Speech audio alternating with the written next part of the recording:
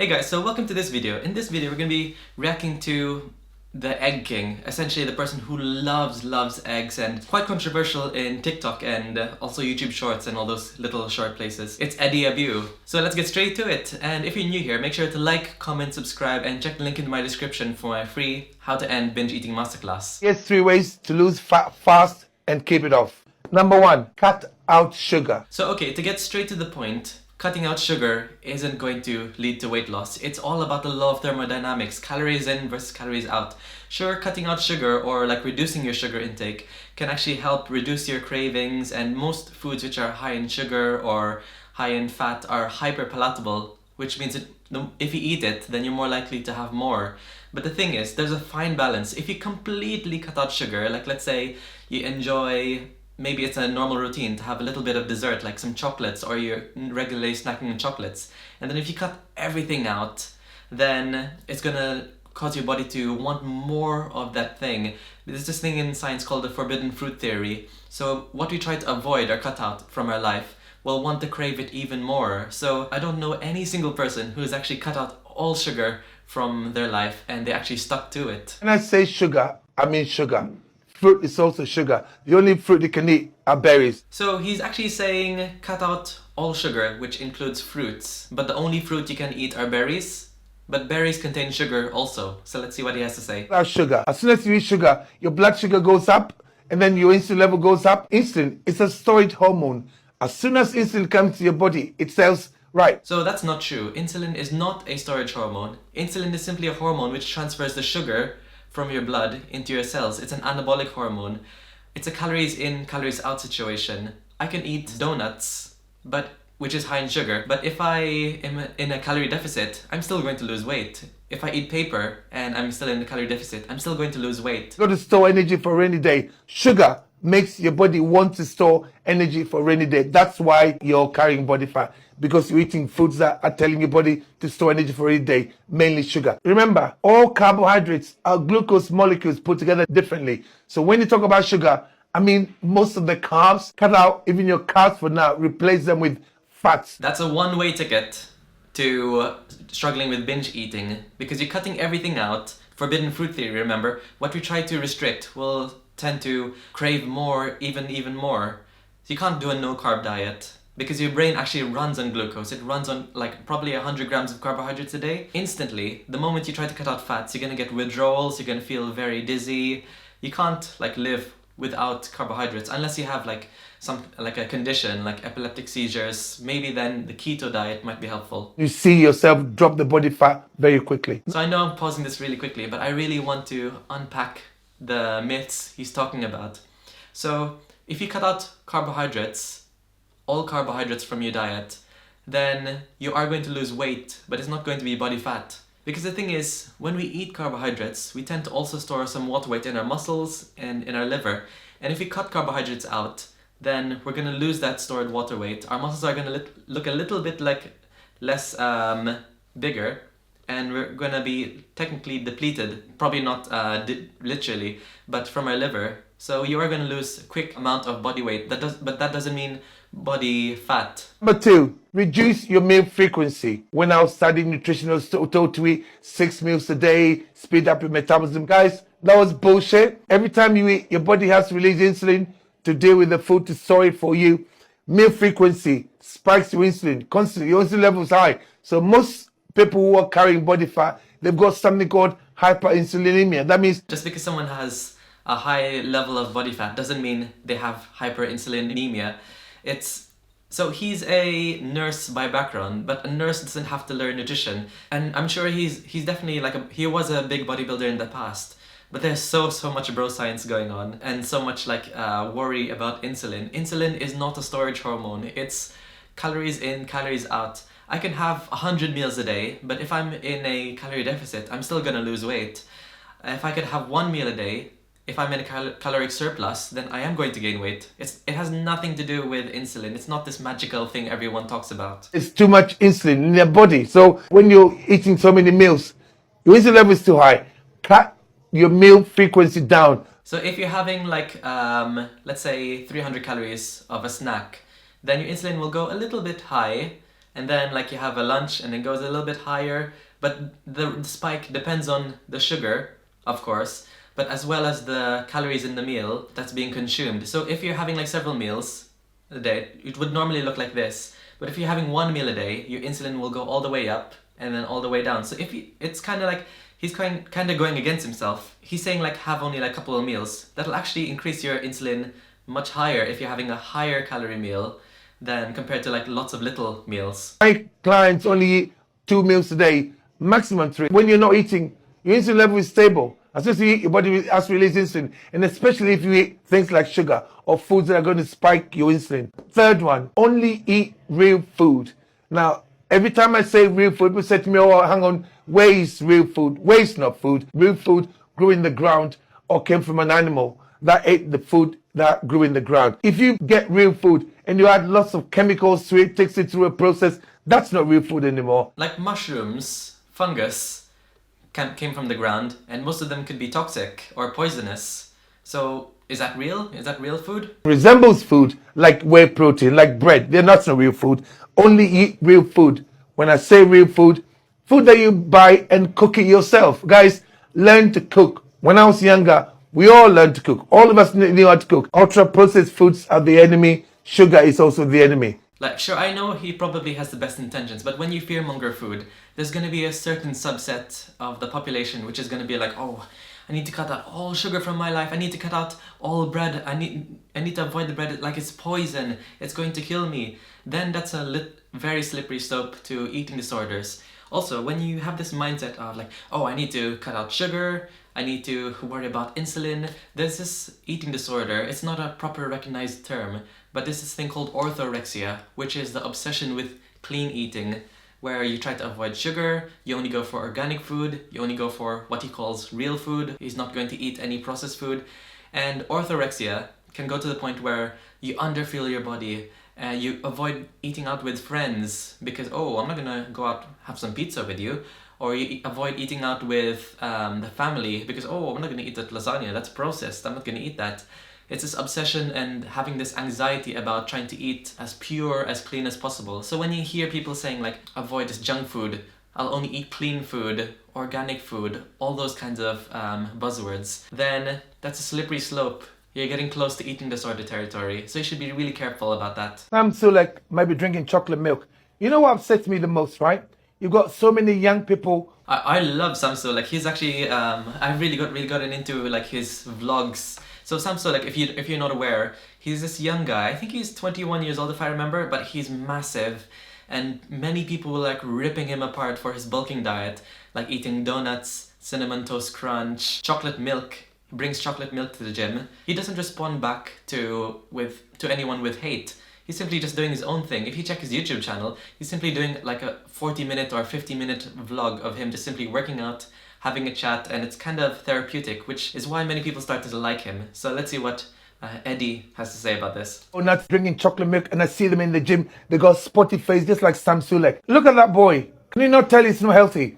When he talks, he looks like he's been running up a fucking stairs. Come on.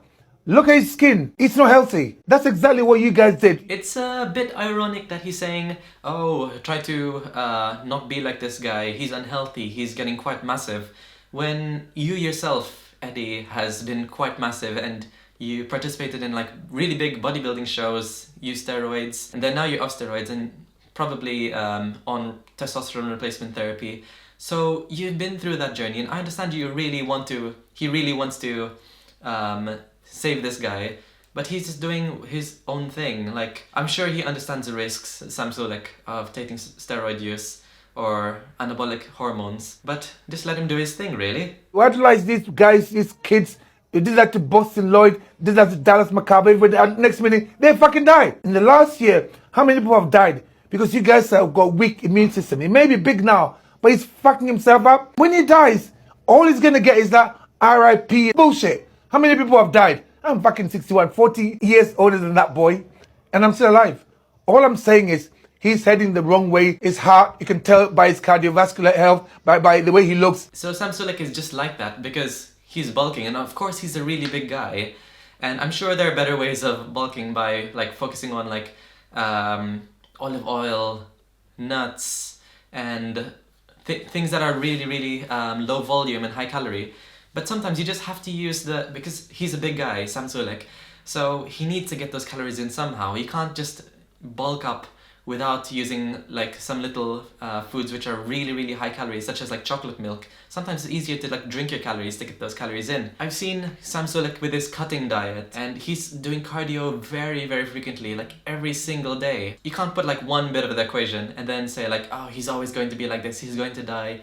And surely there are better ways of saying this message without just fear-mongering him, like, oh, he's going to die. I know other people who died. I know I'm repeating the same thing again, but he's just repeating the same message. He's just fear-mongering people. He's breathing that, his cardiovascular health is fucked. You can tell by his skin that his fucking gut is fucked, his liver is fucked. You can tell that he's healthy. 21-year-old shouldn't look like that. You guys are encouraging it. He can drink all the chocolate milk he wants. He's not healthy. So he reminds me of those people who most people call boomers. So he literally is acting like a boomer, like, oh, he's trying to react to every single thing, but he has a platform to react to them, saying like, oh, don't be like this person. Oh, when I was your age, I want you to learn from my mistakes and those kinds of things. Just let him do his life. He knows the risks. He probably is understanding what he's getting himself into, Sam Sulek. And he's encouraging people to just go to the gym, enjoy the gym. He's encouraging like millions of people. He has like millions of followers. And he's posting every single day, and every single day is a way to encourage people to go to the gym. I feel more encouraged to go to the gym just because Sam Sulek. Yeah, it's his life. So yeah, that's all I have to say. My first meal today is about 2 o'clock. There's some eggs and some feta cheese and some wild salmon skin. You know, people ask me, Eddie, why do you eat like this? Why do you train like that? Like, I'm unsurprised that he has tons of protein for his meals, but there's no fiber or carbohydrates, and many people say like, oh, I need to avoid carbohydrates, but the thing we often forget is like, if we avoid carbohydrates, avoid fiber, you're gonna be mega constipated, and being frequently constipated, even if you drink tons of water and protein, you need something to push those bowels, you need something to push the food through. You can be really constipated, and that can lead to a whole range of health issues. I did so much damage to myself when I was bodybuilding. Now I'm trying to repair stuff, and every time I the way I eat now helps me. And next week I'm going to fast. You know, recently our following has gone up. At least he's honest that he kind of like messed up his body when he was younger, and people really learn from that. But his diet is not the most optimal. So the gold standard is a Mediterranean-based diet by the research, which is high fiber, low in red meat, lots of fruits and vegetables, which basically Arnold Schwarzenegger is doing at the moment. And I'm sure he has better gut health than Eddie Abbew, because he even like promotes like trying to avoid fruit and vegetables and probably just eating just berries. He's gonna be mega constipated, unlike Arnold Schwarzenegger, who is taking part in a more like higher vegetarian, or I think he's a vegan if I could remember, lifestyle. 77,000 new followers in one day. That's because what we're saying is working, and I'm inundated with so many people, you know, with asking for help. So I've started my community. So where there's controversy, people are going to follow, whether people disagree with him or whether people agree with him. If you see like a muscular guy who's shouting and being quite controversial, people have this idea, this bias of like, oh, so he must be saying something right. He must be saying something true because he's so passionate about it. But just because you're muscular and you have so much passion doesn't mean it's always true. He's been debunked so many times by doctors, dietitians, nutritionists. I'm sure he has a great message, but the delivery is not the best. Look at this. Milky Way high protein drink. Twix high protein drink. Mars high protein drink. Maltesers high protein drink. M&M's high protein drink. Guys, if you believe there's protein in here that's going to do you good, you're fucking stupid. Well, that's one way to make people feel really bad about themselves. Like simply, sure, I completely agree. Like you can just slap on high protein to most things when they reach a certain threshold per 100 milliliters. Maybe those are high protein, but I don't think they're going to be as high protein as whey protein, like maybe in that bottle. 20 grams. Let's see how many grams of protein are in one of those, let's say, Maltesers. So in one bottle of the Maltesers drink is 13 grams of protein. It's not mega high, but it's what you'd expect from a milky drink. Probably most of the protein is just from the milk. It's just probably like flavored chocolate milk, essentially, with the Maltesers taste. But I completely agree that it's not high protein, but if some people really struggle to get their protein intake, and they probably have like sensory issues, like, okay, I prefer only Maltesers, then at least it's some way of getting protein in. You don't have to like shame people for their food choices. Maybe they just want it and they crave it. So it's just, I completely agree that high protein can be a buzzword. You can add like high protein to nuts, you can add high protein to peanut butter, when it's not actually really high in protein. But if people just want a drink, just let them have the drink. So I'm just checking the comments right now, and people are just saying, protein is protein. It doesn't matter where it's coming from. Are pizza fast foods okay for the body? Can you explain why there's no good protein in there? If you want to say like foods are terrible for you, you have to explain it with the research. He's going to point to the ingredients, and sugar, sure, there's lots of nuance, but we have to be grateful that we have these drinks. And sometimes it's not unless you're drinking it every day, it's not that bad if you just drink it like one a week or maybe once a month. And with bioavailability, like milk protein is one of the best bioavailable ways of absorbing protein for muscle building. So protein is protein. You don't have to really like shame other people towards it. So overall, with Eddie Abbew, if you follow him, what I can say is the only thing you can eat or drink is just water and eggs. So I wouldn't highly recommend following him to the T, but I understand he has a good message that he's trying to like get people to focus more on reducing their sugar intake or trying to reduce added sugars and ultra processed foods. But there is a better way of saying it. If you try to like shame people towards it, then you're bringing them towards a slippery slope towards eating disorder territory, where they start to fear food, feel inadequate, have food anxiety, start to feel inadequate with their body, their self-esteem. If you're telling people you're lazy, you're this, then you're ticking all the boxes to get them to eating disorder territory. Sense of trying to be perfect with your diet, tick, that's a risk factor. Very low self-esteem, tick, that's a risk factor. Fearing foods and having food anxiety, tick, that's a risk factor. Whether it is whatever eating disorder, orthorexia, binge eating disorder, bulimia, anorexia, you need to remember that our delivery of our message on social media is very important. Hundreds of thousands of people could be just listening to his video. There's no way, like, not a single person would have taken that literally seriously, like, oh, this food is gonna be poison. There is always gonna be a subset of people, whatever message you give on social media, who are gonna take things literally, who are going to take things really seriously, gonna take it as a life or death situation, and that's gonna bring them to eating disorder territory. So if you're really anxious around food and you feel terrible about certain food choices and you have very low self-esteem, personally, in my personal opinion, even my professional opinion, I would highly just not follow this person and follow other people who provide a message in a way that's delivered in such a caring, supportive, motivational way, rather than just trying to bring you down, trying to say this food is bad, this food is going to kill you, this food is poison. Try to unfollow those people who make you feel bad about yourself. So I hope you enjoyed this video, and let me know in the comments who you want me to react to next.